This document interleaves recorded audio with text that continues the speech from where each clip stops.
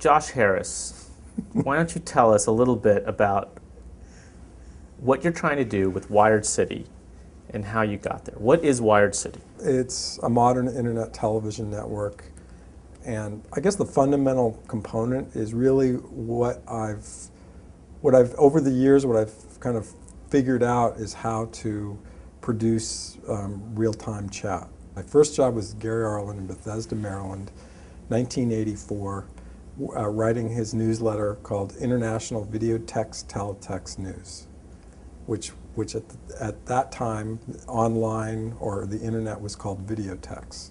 So then I worked for Pat McGovern, a subsidiary of Pat McGovern's from International Data Group called Link Resources. Mm-hmm. I was the senior videotext analyst, if you can imagine. And then I did that for about 18 months, and then I figured I can do it better myself. So I started Jupiter Communications and in 1986. So let's fast forward to today, where you go from text chat to video chat. And do you think, there is a sort of a debate as to whether or not video chat is the same animal as text chat and whether it's going to have some of the same... It's deceivingly similar, but it has a lot of significant variations.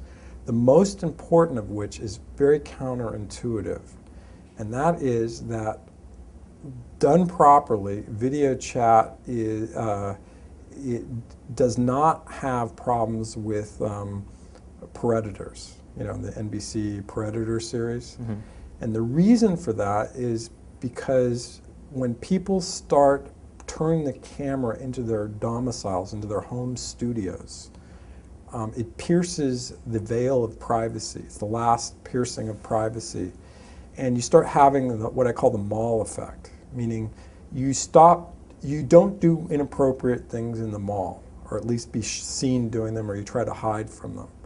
Because because there's social conventions. And when the camera starts turning into your home, it's sort of like everybody gets to know who you are. In the intimate details, in the one place where you used to be able to let your guard down, and so you end up having to behave in a relative appropriate ways. And you know this from personal experience, right? I know this from very personal experience. So the movie We Live in Public, which won Best Documentary at Sundance, is that correct? That Grand Jury Prize, Sundance 2009. That was about you.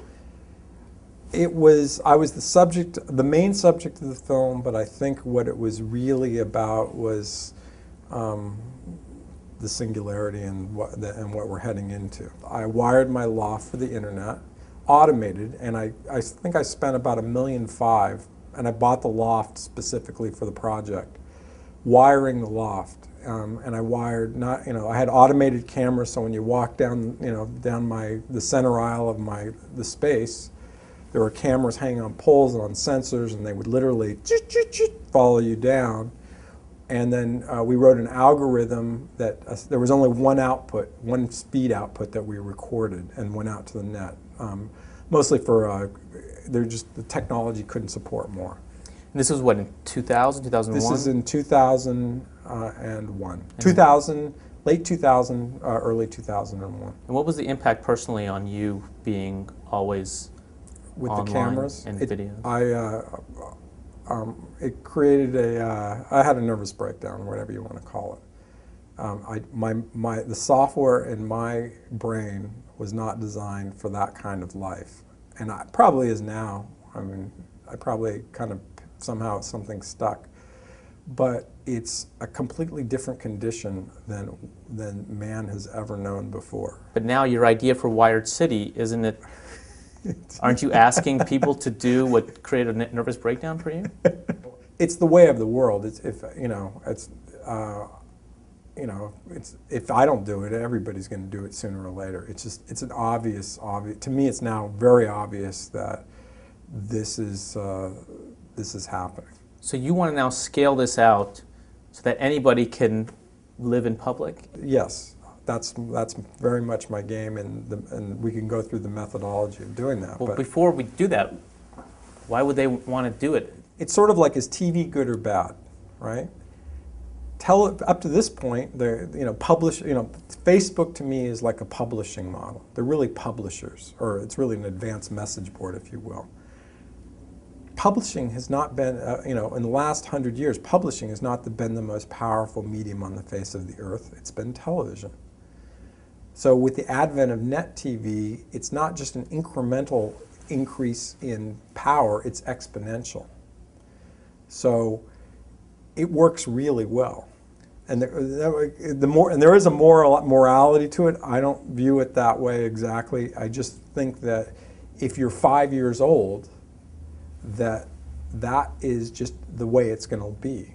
So what you're talking about is creating sort of a live streaming television network where all of the audience becomes the stars and the participants, and they talk to each other through live video chat, and the best chats get promoted up onto these stages, right? Where you get increasing levels of production quality and audience as share. you go up higher in the stages, just like in a massive multiplayer online game, you get more powers.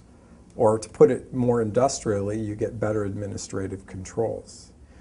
What I'm proposing is really to create a kind of hierarchical structure so that better quality signals go north and the players are rewarded, and when they give subpar signals, they're punished.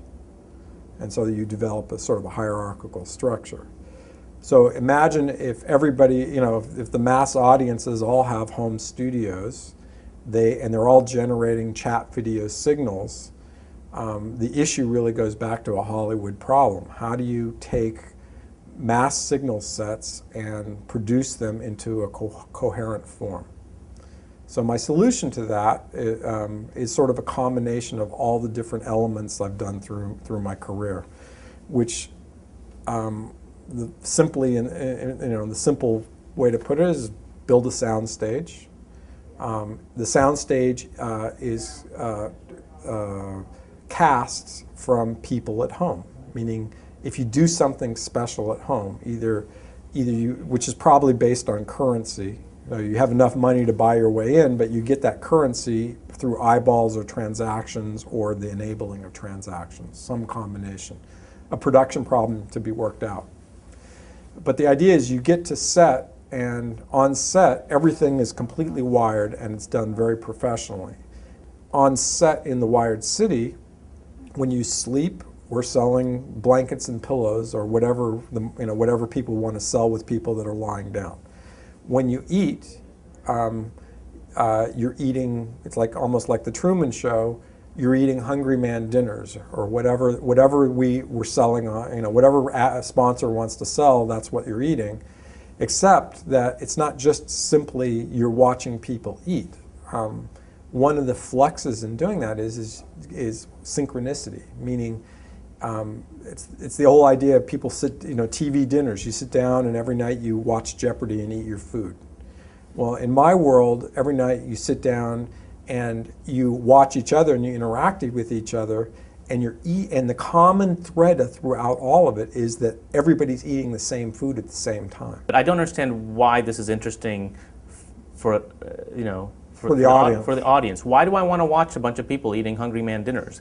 Or even if I'm going to eat a Hungry Man dinner, unless I'm really lonely and I don't eat dinners with real people, I don't really see why I would want to interact with them in that way. Or why is that? Why are these sort of? Why is that compelling? Why are these pedestrian activities all of a sudden interesting just because they're on video on the web? Well, you kind of hit it, because if you shave every day, for argument's sake, well, if on that bath counter, on your shaving mirror, there were a group of people that you wanted to shave with every morning, live people that are shaving exactly at the moment that you're shaving. And in my case, I guarantee you, if I wake up at 8:52 in the morning and you put Cindy Crawford in there and my hero Derek Jeter, and we're all in the shade, she may be putting on her makeup, but that's cool with me.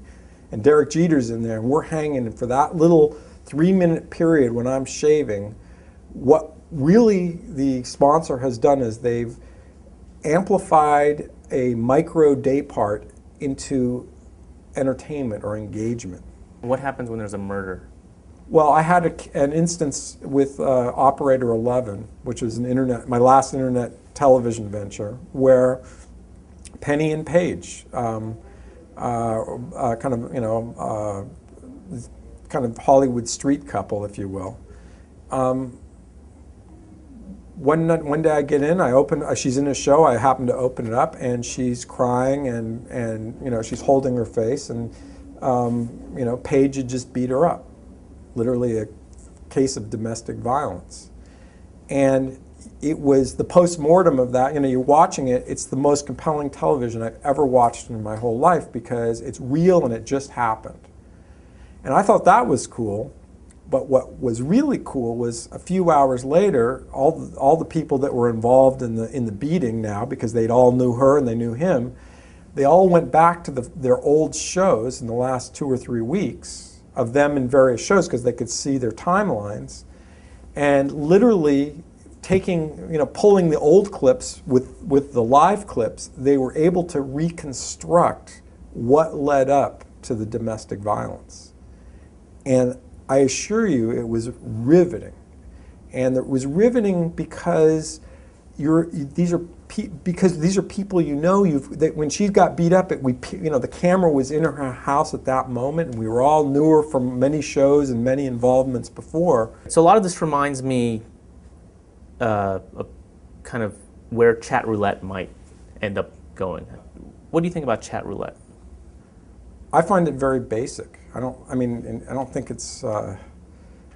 He just found a little piece of a formula that people glommed onto. What it really tells me is that there's demand for real-time video communications, and this is an indicator, but it's not the end-all, be-all. It's sort of like the Jenny cam. Remember Jenny cam? Right. It's sort of like the Jenny cam of yesteryear.